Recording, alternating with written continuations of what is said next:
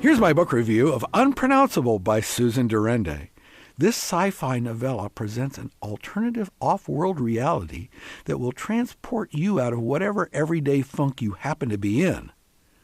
Reminiscent of the space fantasies of Douglas Adams and Kurt Vonnegut, this improbable tale spoofs popular Star Trooper fiction, as well as the vain politics of both Washington and Hollywood.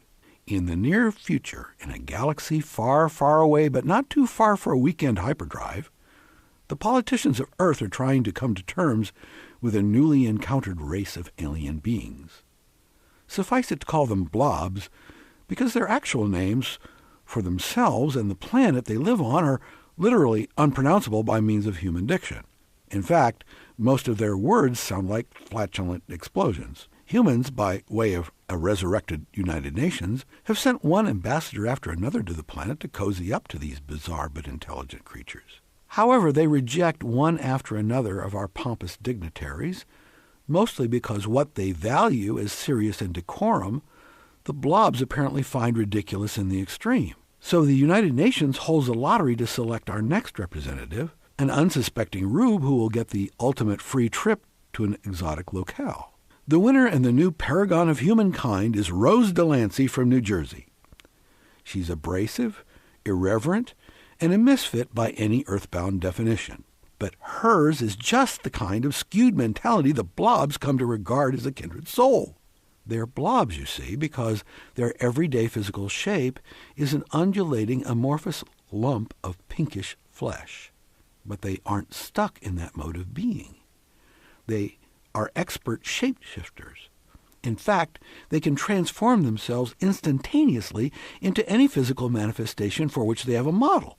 One of the sympathetic blobs, whom Rose calls Mitzi, picks up the image of Cary Grant, transforms her blubbery body into the dashing movie star, and makes wild, passionate love to the Earthling just for grins and to save Rose from a maddening fit of horniness.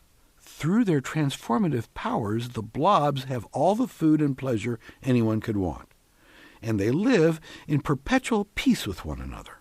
Humor seems to be their highest art form, and their love of irony keeps them devilishly amused.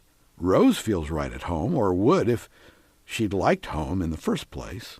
The elite few mouth-breathers who even know of the blob's existence realize that Planet Unpronounceable can be exploited as a celebrity health spa, the next hot offshore movie location, and a convenient off-planet weapons depot. Rose gets hip to those plans and decides she'll help the blobs trick, frustrate, and transform the invaders' nefarious schemes. Oh, the irony. The idea that the immature, greedy human race is a bane to the orderly universe is a classic theme of sci-fi satire. diRende's irreverence is a delight, and her sarcastic wit comes through in Rose's first-person narration. Your feisty little broad from Jersey knows what's what. And a dose of unpronounceable unreality might be just the thing to get your own nasty attitude adjusted. Capiche? Gerald Everett Jones is the author of Bonfire of the Vanderbilts and host of the Get Published radio show.